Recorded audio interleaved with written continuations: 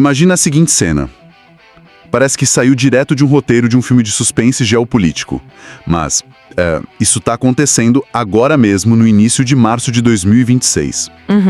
A Embaixada dos Estados Unidos em Riad, lá na Arábia Saudita, ela está totalmente envolta em uma espécie de coluna de fumaça preta após uma série de explosões e um incêndio enorme. E não é só lá. Não, exato. Ao mesmo tempo, se a gente olhar para os céus de Tel Aviv, a noite simplesmente virou dia.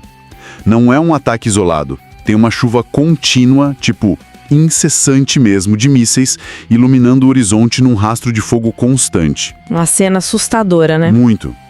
E a algumas centenas de quilômetros dali, no que antes era considerado um dos portos seguros mais luxuosos e inabaláveis do mundo, os super ricos em Dubai estão em pânico absoluto. Pagando fortunas para sair. Pois é, pagando cifras impressionantes de $26 mil. Só para conseguir um assento em qualquer voo comercial que os tire do Oriente Médio. O mundo acordou no que diversos analistas militares estão chamando de os primeiros dias de uma possível terceira guerra mundial. Logo voltaremos com esse tema quentíssimo, mas antes eu gostaria de pedir a você que não é inscrito que se inscreva agora e ative o sino das notificações. Você já pensou em se tornar membro do canal? Não? Então se torne membro do canal e desfrute de conteúdos exclusivos e de altíssima qualidade, isso eu posso garantir. Retomando a nossa missão no mergulho de hoje nas fontes, nós compilamos uma montanha de documentos nas últimas horas. São despachos de agências internacionais de notícias, avaliações de tática militar de estrategistas globais e projeções de teoria dos jogos aplicadas a conflitos. É muito material. Demais. E o nosso objetivo nessa análise aprofundada é entender a escalada vertiginosa e sem precedentes desse embate entre Irã, Israel e Estados Unidos. É vital deixarmos um ponto cristalino para quem acompanha a nossa investigação de hoje. O material que vamos dissecar contém alegações extremamente fortes e detalha táticas brutais de todos os lados envolvidos. Sim, de todos os lados. Exatamente. Então, o nosso papel aqui é estritamente analítico e jornalístico. Nós não estamos aqui para tomar partido, julgar ou endossar as ações de nenhuma nação, mas sim para traduzir a matemática, a geografia e a psicologia que estão moldando esse cenário global neste exato minuto. Essa clareza é fundamental, porque a compreensão de um evento de magnitude global exige que a gente afaste as emoções e observe a mecânica fria do conflito. O que os documentos revelam não é apenas um choque entre exércitos com bandeiras diferentes. É uma colisão de doutrinas militares inteiras e visões de mundo que operam em frequências completamente opostas, sabe? Certo. Vamos desempacotar isso começando pelo grande catalisador. O evento que efetivamente colocou fogo no barril de pólvora regional. Na madrugada de sábado, as forças dos Estados Unidos e de Israel lançaram um ataque massivo em Teherã, focado em decapitar o comando iraniano. O alvo principal foi o líder supremo do Irã, o Ayatollah Ali Khamenei. E a confirmação veio rápido? Veio. Inicialmente houve um silêncio, uma espécie de negação tática, mas logo a mídia estatal iraniana confirmou o impacto. Ele foi morto aos 86 anos. E a lista de baixas confirmadas pelos relatórios chega a 55 pessoas, incluindo a esposa do Ayatollah, o ministro da Defesa, altos comandantes militares e membros da família imediata. Foi um golpe profundo na estrutura. Com certeza. Mas há um segundo evento simultâneo que está inflamando ainda mais a região. Uma escola no sul de Teherã foi atingida na mesma manhã, resultando na morte de cerca de 150 meninas do ensino fundamental. Uma tragédia indescritível. Absurda. E aqui a névoa da guerra é bem densa. Israel alega oficialmente que a escola ficava perto de uma instalação militar e que a tragédia foi causada por um míssil da própria defesa antiaérea iraniana, que teria falhado e caído sobre a escola. O governo do Irã, por sua vez, acusa Israel de ter mirado a escola deliberadamente para terrorizar a população civil. São narrativas completamente opostas. Totalmente. E a lógica militar ocidental tradicional dita que se a liderança máxima é eliminada e se causa esse nível de choque, a estrutura de comando adversária simplesmente entra em colapso. Mas, lendo as análises táticas que reunimos para quem nos ouve, parece que o resultado foi exatamente o oposto. Por que a estratégia de cortar a cabeça da serpente falhou nesse caso? O que é fascinante aqui é a total desconexão ocidental em relação à realidade cultural e religiosa do seu adversário. Como assim? Que o poder emana puramente de um indivíduo central. No entanto, o Irã não é apenas um Estado-nação, é o epicentro do islamismo xiita. E os xiitas representam apenas cerca de 10% dos muçulmanos do mundo. São uma minoria bem específica, né? Exato. Historicamente, por serem uma minoria, eles desenvolveram uma identidade profundamente calcada na resistência contra perseguições avassaladoras. E o pilar central dessa identidade é a ideia do martírio. Existe um conceito basilar aqui que os especialistas em teologia geopolítica chamam de espírito de Karbala. Espírito de Karbala. Isso remonta àquela batalha antiga dos livros de história, certo? Como que isso se aplica a mísseis modernos em 2026? Perfeitamente. A Batalha de Karbala ocorreu no século VII. Lá o imã Hussein, que era neto do profeta Maomé, foi massacrado junto com seus seguidores por um exército imensamente superior. Para a fé xiita, os muçulmanos da época falharam em proteger Hussein. Isso gerou uma espécie de culpa histórica coletiva, sabe? E uma prontidão absoluta para o autossacrifício, para garantir que Karbala nunca mais se repita. Entendi. Então a percepção da perda vira combustível. Isso. Quando o Ayatollah é morto em um bombardeio, e isso vem acompanhado daquelas imagens devastadoras da tragédia na escola de meninas, a reação psicológica da população não é o colapso estrutural ou a submissão por medo. A morte cria o maior de todos os mártires contemporâneos. Nossa! A estrutura de comando militar no Irã já estava preparada para isso. Ela se descentralizou instantaneamente. Não há mais uma única cabeça para ser cortada. Cada base regional agora tem autonomia para operar. Para o Irã e suas milícias, o conflito deixou de ser uma disputa geopolítica ou de conveniência de fronteira. Foi elevado a uma guerra de sobrevivência existencial e a um dever religioso inegociável, uma verdadeira cruzada espiritual. Isso muda completamente a dinâmica do campo de batalha, né? Porque se o adversário não teme a morte e opera de forma autônoma, a guerra ganha uma outra dimensão. Sem dúvida. Fica imprevisível, não? E eu notei nos despachos das agências internacionais uma mudança tática drástica que reflete bem isso. No ano passado, naquela famosa Guerra de 12 Dias, a estratégia do Irã era enviar ondas gigantescas de mísseis de uma só vez. A ideia era tentar sobrecarregar os sistemas de defesa de Israel por pura força bruta em poucas horas. Uma saturação instantânea. Exatamente. Mas agora, os radares mostram algo diferente. Eles apelidaram internamente de tática da chuva. Em vez de um tsunami, é uma tempestade contínua. Dezenas de mísseis caindo em ondas menores, mas num ritmo constante, ininterrupto, dia e noite. Qual é a lógica por trás de manter essa garoa letal constante lá em Tel Aviv? A lógica é o atrito e a exaustão mecânica e econômica. Os relatórios de inteligência detalham que o Irã começou essa chuva esvaziando os fundos de seus arsenais. Eles não estão usando as armas de última geração deles. Estão mandando o que é velho primeiro. Isso mesmo. Estão disparando mísseis balísticos mais velhos, de curto alcance e movidos a combustível líquido, como aquelas variantes mais antigas do Shahab-3 e do Emad.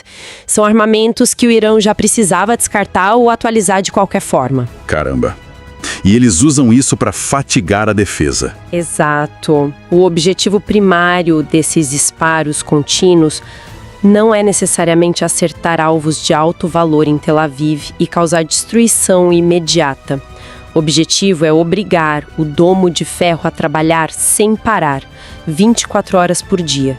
Isso esgota não apenas a paciência psicológica da população, mas fura a barreira defensiva por exaustão de munição e desgaste dos próprios sistemas de interceptação. E guardam o que é bom para depois. Sim, eles estão guardando os mísseis hipersônicos mais avançados e difíceis de interceptar para uma fase posterior do conflito. Se conectarmos isso a um cenário maior, a matemática dessa guerra se torna assustadora para o lado ocidental. Lendo os balanços financeiros de defesa, eu me deparei com uma assimetria de custos que parece simplesmente insustentável. Os analistas relatam o uso em massa dos drones Shahed iranianos. Eles voam baixo, têm aquele som característico de motor de cortador de grama e são extremamente baratos. Muito baratos. Um relatório aponta que um drone desses custa no máximo absoluto $50 mil para ser fabricado. Alguns componentes civis chegam a baixar esse preço para 35 mil, e a capacidade de produção deles é estimada em 500 unidades por dia. 500 unidades? É uma linha de montagem insana. Pois é, $50 mil é essencialmente o preço de um carro popular bem equipado, né? Como a defesa lida com milhares de alvos tão baratos assim? Se conectarmos isso a um cenário maior, a gente vê que a defesa lida sangrando economicamente a cada interceptação. Israel e os Estados Unidos operam com a doutrina militar mais avançada do planeta. Para bater esses drones, eles utilizam o domo de ferro, ou para ameaças maiores e de altitudes diferentes, o sistema Patriot e o sistema THAAD americano. A tecnologia é um milagre da engenharia. Com certeza. Calcula tudo num piscar de olhos. Capaz de calcular trajetórias complexas em milissegundos. Mas o custo dessa engenharia é justamente o calcanhar de Aquiles. Cada míssil interceptador disparado pelo sistema Patriot, por exemplo, custa no mínimo $1 milhão. Às vezes chega a 2 ou 3 milhões, dependendo da variante. Espera aí, $1 milhão para abater um drone que custou 50 mil? E esse é o melhor cenário possível. Sério? Sim, na prática, a matemática é ainda pior.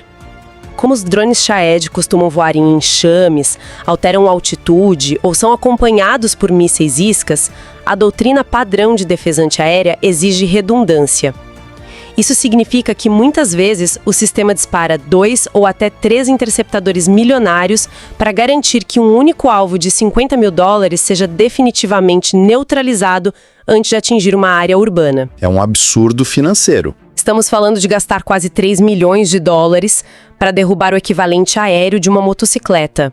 A estratégia iraniana não é vencer pelo poder de fogo bruto, é vencer levando o complexo industrial militar adversário à falência e ao esvaziamento total de seus estoques de interceptadores. Que demoram horrores para repor. Demoram meses, às vezes anos, para serem fabricados e repostos pelas linhas de montagem lá nos Estados Unidos. O modelo ocidental foi desenhado na Guerra Fria para neutralizar poucas ameaças soviéticas gigantescas e de altíssimo valor, e não para tirarem dezenas de milhares de moscas metálicas de baixo custo. Aqui é onde a coisa fica realmente interessante para a nossa audiência. Porque essa simetria não se resume apenas à matemática dos mísseis. A geografia desempenha um papel brutal nesse tabuleiro de xadrez. Quando a gente olha os mapas topográficos nos relatórios, o contraste é quase irônico. De um lado do Golfo temos o Irã, que os especialistas descrevem tecnicamente como uma gigantesca fortaleza montanhosa. Uma verdadeira muralha natural. Exato. É um território vasto, intercortado por cordilheiras imensas que oferecem esconderijos naturais perfeitos para túneis subterrâneos, fábricas de drones blindadas contra bombas e lançadores de mísseis que podem atirar e se esconder nas cavernas em questão de minutos. Uma invasão terrestre lá seria um pesadelo logístico sem fim. E do outro lado, a apenas alguns minutos de voo, temos os vizinhos, o Conselho de Cooperação do Golfo, o CCG, que inclui os Emirados Árabes Unidos, o Bahrein e a Arábia Saudita. E geograficamente, o CCG é o completo oposto. É composto por planícies desérticas expansivas e litorais totalmente expostos. Durante as últimas décadas, cidades como Dubai se posicionaram no mercado global como a Suíça do Oriente Médio. Um oásis neutro, focado no luxo extremo, nas finanças internacionais e no turismo. Mas com muita coisa escondida ali, né? Com certeza. Tudo isso enquanto abrigavam sob a areia uma infraestrutura militar ocidental colossal. O Bahrein, por exemplo, é a sede oficial da 5ª Frota da Marinha dos Estados Unidos. Eles prosperaram acreditando no guarda-chuva de proteção americano. Mas os eventos dos últimos dias destruíram essa ilusão de intocabilidade, né? Lemos relatos de ataques com vítimas civis em solo do Bahrein e dos Emirados. O aeroporto de Dubai, que é um dos maiores centros de conexão do planeta, foi paralisado. A justificativa do Irã, segundo as fontes, é que, embora essas nações se declarem neutras diplomaticamente, elas permitem que seus espaços aéreos e as bases americanas em seus territórios sejam usados para coordenar ofensivas contra Teherã. É o preço da infraestrutura. Pois é, mas o que mais me chamou atenção na papelada tática não foi o ataque a aeroportos. Foi a vulnerabilidade em relação à água. Como que um punhado de drones pode colapsar cidades inteiras em poucos dias? Porque o Golfo sofre de uma escassez natural absoluta. Não há rios ou aquíferos suficientes para sustentar as megalópolis hiperpopulosas e modernas que foram erguidas no deserto. Cerca de 60% de toda a água consumida nesses países provém de usinas de dessalinização. Que são estruturas enormes. São instalações industriais gigantescas, extremamente complexas e, acima de tudo, incrivelmente frágeis. Elas ficam alinhadas na costa, sugando a água do mar, retirando o sal por osmose reversa e bombeando água potável para os arranha-céus. Os analistas apontam que não é necessário um míssil balístico avançado para destruir uma dessas usinas. Um drone barato já resolve. Exatamente. Um único drone barato acertando a bomba de captação principal ou o centro de controle elétrico de uma dessalinizadora interrompe o fornecimento de uma cidade inteira. Sem eletricidade e sem água potável, sob o calor escaldante do deserto, Dubai ou Riad se tornam fisicamente inabitáveis em questão de 48 a 72 horas.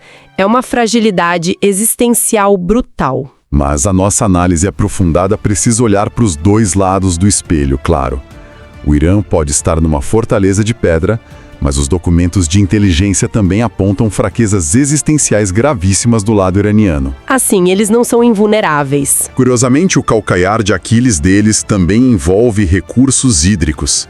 As agências ambientais reportam que o Irã atravessa uma de suas piores secas históricas. Eles mencionam o lago Urmia, lá no noroeste do país, que já foi um dos maiores lagos de água salgada da Terra e hoje é praticamente um deserto de sal. Um símbolo do colapso hídrico interno. É uma crise climática severa. E aqui entra a suposta estratégia de retaliação do Ocidente, apontada nos documentos. Já que invadir o Irã por terra através das montanhas é inviável, os analistas preveem que Israel e os Estados Unidos focariam em destruir barragens e a infraestrutura de água iraniana. Por que alvejar a água se a ideia primária é derrubar o poder militar? Para entender isso, a gente precisa aplicar o conceito de balcanização. É um termo que nasceu da fragmentação da antiga Iugoslávia, lá nos Balcãs, onde um Estado unificado se despedaçou em vários países menores, com etnias diferentes lutando ferozmente entre si. O Irã tem muitas etnias. Muitas. O Irã é extremamente diverso. A etnia persa domina o centro político, mas as vastas fronteiras são habitadas por azeres, curdos, árabes auazizes e baluches. A teoria dos estrategistas ocidentais é que, ao destruir o fornecimento de água e energia elétrica, se exacerba as tensões regionais pré-existentes. A escassez vira uma arma de divisão. Exato. A falta de recursos básicos faria com que essas províncias periféricas se rebelassem contra o governo central em Teherã. A ideia é implodir o país de dentro para fora, dividindo o Irã em enclaves étnicos hostis que passariam a lutar entre si pela sobrevivência básica. Isso neutraliza a ameaça de um Estado unificado sem a necessidade de enviar um único soldado americano para as montanhas. É um cenário de pesadelo recíproco. Ambos os lados possuem o botão para desligar a civilização básica um do outro. E essa fragilidade local se espalha para o mundo inteiro através de um canal muito específico que impacta diretamente a bomba de gasolina e a prateleira de supermercado de todos que acompanham nossa análise, seja lá onde estiverem. O famoso gargalo. Isso. Estou falando do Estreito de Hormuz. Ao analisar os mapas navais, é assustador notar a geografia do local. O estreito tem cerca de 33 quilômetros de largura em seu ponto mais apertado. É muito estreito mesmo. Alguns nadadores de maratona poderiam literalmente atravessar a nado. No entanto, impressionantes 20% de todo o petróleo consumido no planeta precisa passar diariamente por essa pequena faixa de água. Quais são as ramificações imediatas se o Irã cumprir a sua promessa histórica de minar e fechar esse estreito? O efeito dominó na economia global seria quase instantâneo. E a teoria dos jogos demonstra como isso afeta parceiros improváveis. Vamos olhar para a Ásia primeiro. Economias massivas, como a da Índia, Dependem em cerca de 60% do petróleo que transita por Hormuz. 60% é muita coisa. O caso do Japão é ainda mais crítico. A dependência deles ultrapassa os 75%. Há memorandos onde a liderança japonesa calcula que, com o fechamento total do estreito, as reservas de energia secariam tão rápido que a economia do Japão entraria em colapso estrutural em cerca de 8 meses. A indústria simplesmente paralisa. E o Oriente Médio também sofre. Exato. O reflexo volta para o Golfo Pérsico como um bumerangue.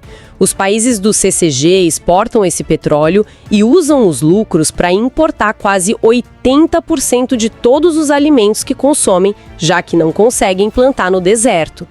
Se os navios petroleiros não saem, os navios graneleiros com comida também não entram. O risco de fome em massa nas nações mais ricas do mundo árabe se tornaria uma realidade em questão de semanas. Olha, você que é apaixonado por geopolítica, assim como eu, você não pode deixar de adquirir o nosso e-book Desvendando os Segredos da Geopolítica Mundial. Está num preço super acessível e você vai mergulhar no mundo fascinante da geopolítica. Voltando aos impactos de Hormuz, há uma peça final nesse quebra-cabeça que liga o deserto do Oriente Médio diretamente ao coração financeiro dos Estados Unidos. Os analistas batem muito na tecla de que o verdadeiro poderio imperial americano não repousa apenas em porta-aviões, mas no sistema do petrodólar. O pilar econômico. Isso. Para quem acompanha a nossa análise e não está tão familiarizado, o que aconteceria com os Estados Unidos se o Conselho de Cooperação do Golfo entrasse em colapso? O petrodólar é o oxigênio da hegemonia econômica americana. Na década de 70, os Estados Unidos fecharam um acordo onde os países do Golfo vendem o seu petróleo exclusivamente em dólares americanos. Isso obriga todas as nações do mundo a manterem vastas reservas de dólares para poderem comprar energia. O que mantém o dólar forte artificialmente. Isso mesmo. Valoriza a moeda americana e permite que os Estados Unidos financiem suas próprias dívidas. Se o Golfo colapsa por falta de água, de alimentos ou por estar no fogo cruzado de mísseis, o pacto do petrodólar evapora. E tem um segundo golpe simultâneo. O mercado de ações. Sim. Esses países do Golfo ganham montanhas de dinheiro vendendo petróleo e reinvestem os lucros diretamente na Bolsa de Valores de Nova York. Grande parte da alta histórica do mercado de ações americano na última década foi sustentada pelas chamadas 7 grandes, as empresas de tecnologia, o gigante da inteligência artificial e computação como Nvidia, Apple e Microsoft, que recebem fluxos colossais de capital soberano árabe. É um rio de dinheiro constante. Se o Golfo entra em guerra total, esse rio de dinheiro seca da noite para o dia. As projeções financeiras em nossos documentos alertam que a quebra combinada do petrodólar com a fuga de capitais não causaria apenas uma recessão passageira, engatilharia uma depressão econômica de longo prazo nos Estados Unidos, destruindo trilhões em fundos de pensão e poupanças. Então, o que isso tudo significa quando a gente afasta a lente e olha o quadro geral da nossa investigação de hoje? É uma mudança de paradigma. Com certeza. Nós estamos testemunhando muito mais do que disputas territoriais. É o choque brutal de eras diferentes. De um lado, a máquina de guerra ocidental, construída na época da Guerra Fria. Monumental, caríssima, dependente de demonstrações avassaladoras de poder e tecnologia de bilhões de dólares. E do outro lado, a assimetria. Exato. Uma guerra assimétrica, fluida, baseada em atrito, onde milícias motivadas por um fervor religioso profundo utilizam drones que custam o mesmo que um sedã médio para sangrar as maiores potências econômicas do globo. E a diferença de mentalidade dita o ritmo dos relógios em cada capital. Os documentos de Washington mostram que a expectativa inicial era de uma intervenção rápida. Uma vitória em semanas, né? Um checkmate cirúrgico de poucas semanas. Especialmente porque as pesquisas internas americanas revelam que apenas 20 a 25% da população aprova o envolvimento nessa guerra. O eleitorado ocidental detesta conflitos longos.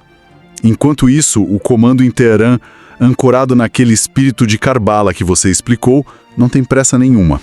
O tempo opera a favor deles. Eles operam em uma lógica de gerações, preparando a sua infraestrutura e a resiliência de sua população para suportar meses, talvez anos de escassez e dor. Buscando consolidar uma união muito maior no mundo islâmico contra a presença americana. Isso levanta uma questão importante para finalizarmos as reflexões de hoje com quem nos ouve. Se observarmos a marcha da história militar, os grandes conflitos mundiais sempre foram os motores da inovação tecnológica inalcançável. O radar, o motor a jato, a própria internet nasceram de orçamentos de defesa trilionários. Sim, a guerra sempre puxou a tecnologia de ponta. Mas o que este mergulho nas fontes de março de 2026 nos revela, de forma inegável, é uma inversão completa dessa lógica de poder. Nós estamos vendo a tecnologia comercial, de prateleira, coisas que podem ser feitas com impressoras 3D, motores simples e drones fabricados por $50 mil, reescrevendo a definição de supremacia militar. É uma democratização bélica assustadora. Totalmente. Se um Estado-nação trilionário equipado com os radares mais avançados e os mísseis interceptadores mais sofisticados já concebidos pela engenharia humana, pode ser estrangulado financeiramente e ter suas bases drenadas por enxames de equipamentos baratos e rústicos, fica a reflexão. Será que a era dos grandes impérios convencionais, sustentados por imensas bases em desertos estrangeiros e frotas de porta-aviões colossais, não se tornou de repente obsoleta diante dos nossos próprios olhos nestes últimos dias? É um pensamento para a gente ruminar por muito tempo. Agradecemos a todos que acompanharam a nossa análise aprofundada de hoje e mergulharam conosco nessa vastidão de relatórios e projeções táticas. Encorajamos a nossa audiência a continuar buscando diferentes fontes, a cruzar os dados com cautela e a olhar além das imagens e manchetes que dominam as notícias na superfície. O tabuleiro global está se movendo de maneiras inéditas e o conhecimento profundo é a única ferramenta para não se perder na névoa da guerra.